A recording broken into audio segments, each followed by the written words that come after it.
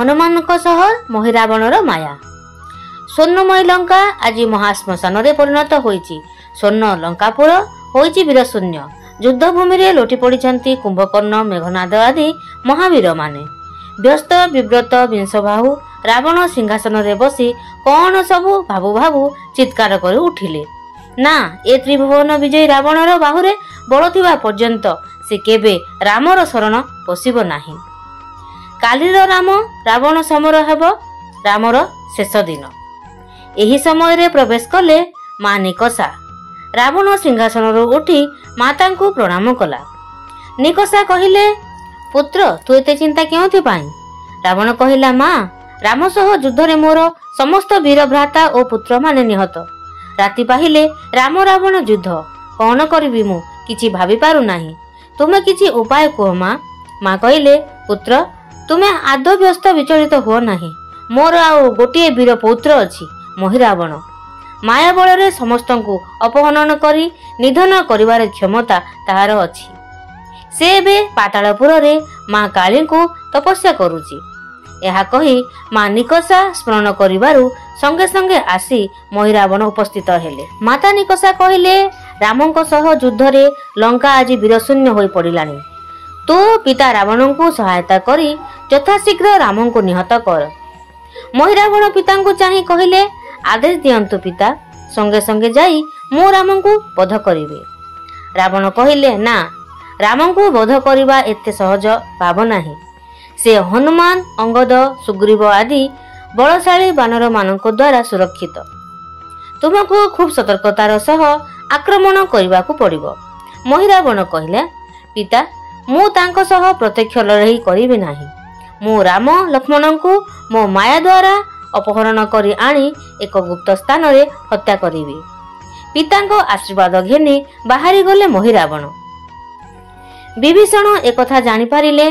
से श्रीरामंको पाखकु जाई जणाई देले, महिरावण आज राति रे आपण ओ लक्ष्मण को माया द्वारा अपहरण करी हत्या करिबो।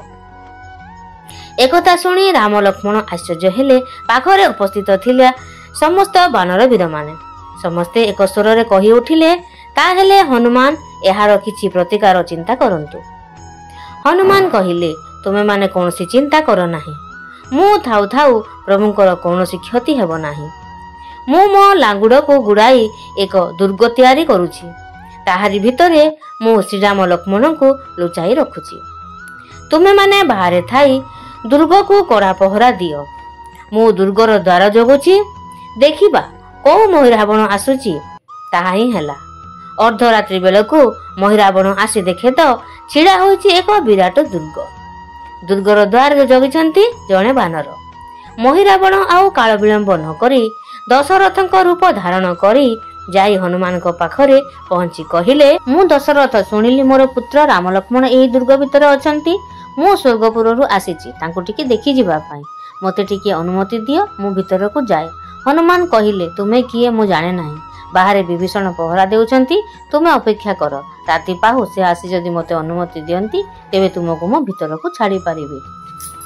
महिरावण निराश होई फेरी जाई पुणी किछि समय परे कौशल्याक रूप धरी हनुमान पाखरे पहुंची कहिले, मु अयोध्यारु आसीछि। मु रामंक माता कौशल्या स्वर्गवासी पतिंक निर्देश रे मु राम लक्ष्मण को टिके देखि जिबा पई आसीछि।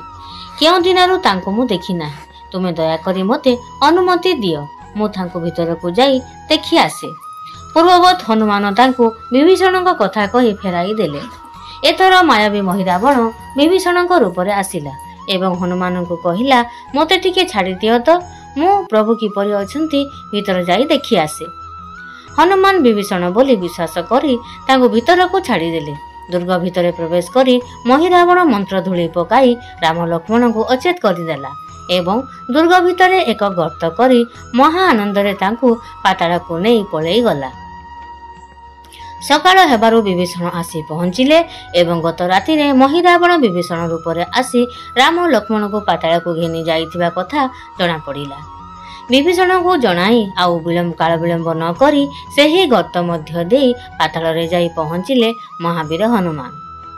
पाताल रे पहुंची हनुमान जानिबा को पाइले महिरावण राम लक्ष्मण को ता आराध्य देवी पाखरे बलि पकाइबा पाई ବନ୍ଦୀ କରି ରଖିଛି। ରାତି ପାହିଲେ ବଳି ପଡ଼ିବେ ରାମ ଲକ୍ଷ୍ମଣ। ପ୍ରଭୁଙ୍କୁ ଦର୍ଶନ କରିବା ପାଇଁ ହନୁମାନ ବାହାରି ଗଲେ। ମାତ୍ର ସେଠାରେ ଜଗି ବସିଥିବା ଏକ ବାନର ତାଙ୍କୁ ବାଧା ଦେବାରୁ ହନୁମାନ ଓ ତାଙ୍କ ମଧ୍ୟରେ ଭୀଷଣ ଯୁଦ୍ଧ ଲାଗିଲା। ଯୁଦ୍ଧରେ ସେହି ବାନର ହାରିଗଲେ। ପାତାଳପୁରୀରେ ଏ ବାନର କିଏ? ଅତି ଆଶ୍ଚର୍ଯ୍ୟ ହୋଇ ହନୁମାନ ତାଙ୍କ ପରିଚୟ ମାଗିବାରୁ ସେ ବାନର କହିଲେ, ମୋର ନାମ ମକରଧ୍ୱଜ, ମୋର ମାତାଙ୍କ ନାମ ମକରୀ। ମୋ ମାତାଙ୍କ ଠାରୁ ଶୁଣିଛି ହନୁମାନ ବୋଲି କେଉଁ ଏକ ବ୍ରହ୍ମଚାରୀ ହେଉଛନ୍ତି ମୋ ପିତା। ମୋ ପିତାଙ୍କୁ ମୁଁ କେବେ ଦେଖି ନାହିଁ। ମୋ ମା କହୁଥିଲେ ବ୍ରହ୍ମଚାରୀ ହନୁମାନ ଥରେ ସାଗରରେ ସ୍ନାନ କରିବା ସମୟରେ ତାଙ୍କର ରେତ ସ୍ଖଳିତ ହେଲା। ମୋ ମାତା ସାଗର ଜଳରେ କ୍ରୀଡ଼ା କରି ବୁଲୁଥିବା ବେଳେ ଦୈବାତ ସେ ରେତକୁ ପାନ କରିଦେଲେ ଏବଂ ତାଙ୍କ ଗର୍ଭରୁ ମୋର ଜନ୍ମ ହେଲା। ମାତା ମକରୀଙ୍କ ନାମରୁ ମୋର ନାମ ମକରଧ୍ୱଜ ହୋଇଛି। ପିତା ପୁତ୍ରଙ୍କ ମିଳନ ହେଲା। ହନୁମାନ ଅତି ଆଦରରେ ପୁତ୍ରକୁ ଆଲିଙ୍ଗନ କଲେ। ଏହାପରେ ମକରଧ୍ୱଜ ପିତାଙ୍କୁ ମହିରାବଣର ସବୁ ଚକ୍ରାନ୍ତ ବିଷୟରେ କହିଲେ। ପୁଣି କହିଲେ, କାଲି ଯେତେବେଳେ ପ୍ରଭୁଙ୍କୁ ବଳି ପାଇଁ ମାଙ୍କ ପାଖକୁ ନିଆଯିବ, ସେତେବେଳେ ମହିରାବଣ ପ୍ରଭୁଙ୍କୁ ଭୂମି ଉପରେ ମୁଣ୍ଡ ରଖିବାକୁ କହିବ। କିନ୍ତୁ ପ୍ରଭୁଙ୍କୁ କହିଦେବ ସେ ଯେପରି ନ କରି ମହିରାବଣଙ୍କୁ କହିବେ, ଆମେ ରାଜପୁତ୍ର ମୁଣ୍ଡ ନଇଁବା ଶିଖିନାହୁଁ, ଏହା କିପରି କରାଯାଏ ତୁମେ ଆମକୁ ଦେଖାଇ ଦିଅ। ଦେବୀଙ୍କ ସାମ୍ନାରେ ଯେ ମୁଣ୍ଡ ରଖିଲା ମାତ୍ରେ ପ୍ରଭୁ ଦେବୀଙ୍କ ଖଡ୍ଗରେ ତା ଶିରଚ୍ଛେଦ କରିବେ। ପ୍ରଭାତ ହେବାରୁ ମହିରାବଣ ରାମ ଲକ୍ଷ୍ମଣଙ୍କୁ ବଳି ଦେବା ପାଇଁ ମା କାଳୀଙ୍କ ନିକଟକୁ ନେଇଗଲା। ପୂର୍ବ ଯୋଜନା ଅନୁଯାୟୀ ମହିରାବଣ ମା କାଳୀଙ୍କ ଆଗରେ ମୁଣ୍ଡ ରଖିଦେବାରୁ ମାଙ୍କ ଖଡ୍ଗରେ ପ୍ରଭୁ ଶ୍ରୀରାମ ତାର ଗଣ୍ଡି ମୁଣ୍ଡ ଅଲଗା କରିଦେଲେ। ଏହି ସମୟରେ ଚନ୍ଦ୍ରସେନୀ ନାମକ ଏକ ସୁନ୍ଦରୀ ନାରୀ ଆସି ରାମଙ୍କ ବେକରେ ପୁଷ୍ପମାଲ୍ୟ ଲମ୍ବାଇ ଦେଇ କହିଲା, ମୋତେ ମହିରାବଣ ଅନେକ ଦିନ ହେଲା ବନ୍ଦୀ କରି ରଖିଥିଲା। ଆପଣ ତାକୁ ମାରି ମୋତେ ମୁକ୍ତି ଦେଲେ। ମୁଁ ପଣ କରିଥିଲି ଯିଏ ମୋତେ ମୁକ୍ତି ଦେବ ମୁଁ ତାକୁ ପତି ରୂପେ ବରଣ କରିବି। ଆପଣ ମୋତେ ମୁକ୍ତି ଦେଲେ, ଏଣୁ ଆପଣ ମୋତେ ପତ୍ନୀ ରୂପେ ଗ୍ରହଣ କରନ୍ତୁ। ପ୍ରଭୁ ହସି ହସି କହିଲେ, ତୁମ ଅଭିଳାଷ ନିଶ୍ଚୟ ପୂର୍ଣ୍ଣ ହେବ, କିନ୍ତୁ ଏ ଜନ୍ମରେ ନୁହେଁ, ଏହା ପର ଜନ୍ମରେ। ଦ୍ୱାପର ଯୁଗରେ ମୋର କୃଷ୍ଣାବତାର ହେବ। ତୁମେ ହେବ ବୃଷଭାନୁଜେମା ଶ୍ରୀରାଧା ଏବଂ ମୋର ଲୀଳା ସଙ୍ଗିନୀ ହୋଇ ମୋ ସାନ୍ନିଧ୍ୟ ଲାଭ କରିବ। ଏହି ହନୁମାନ ଏକ ଅଂଶ ହେବେ ତୁମର ପତି ଚନ୍ଦ୍ରସେନା। ମହିରାବଣ ସଂହାର କରି ରାମ ଲକ୍ଷ୍ମଣ ହନୁମାନ ପାତାଳପୁରୀରୁ ଫେରି ଆସିଲେ। ପ୍ରଭୁଙ୍କୁ ଫେରିବା ଦେଖି ସମସ୍ତେ ହର୍ଷିତ ହେଲେ। ପୁତ୍ର ମୃତ୍ୟୁ ସମ୍ବାଦ ପାଇ ରାବଣ ପ୍ରମାଦ ଗଣିବାକୁ ଲାଗିଲା। ତେବେ ଆଜିର ଭିଡ଼ିଓଟି କେମିତି ଲାଗିଲା ନିଶ୍ଚିତ ଭାବରେ କମେଣ୍ଟ ବକ୍ସରେ ଜଣାଇବେ। ଏମିତି ମୋ ଚ୍ୟାନେଲରେ ଯୋଡ଼ି ହେଇଥାନ୍ତୁ ଏବଂ ନୂଆ ନୂଆ ଭିଡ଼ିଓ ଦେଖିବାକୁ ପାଆନ୍ତୁ। ନୂଆ ଯେଉଁମାନେ ସେମାନେ ସବସ୍କ୍ରାଇବ କରିଦେବେ, ପୁରୁଣା ଯେଉଁମାନେ ଅଛନ୍ତି ତାଙ୍କୁ ବହୁତ ବହୁତ ଧନ୍ୟବାଦ। ଭିଡ଼ିଓକୁ ଶେଷ ପର୍ଯ୍ୟନ୍ତ ଦେଖିଥିବାରୁ ଆପଣମାନେ ସମସ୍ତଙ୍କୁ ବହୁତ ବହୁତ ଧନ୍ୟବାଦ।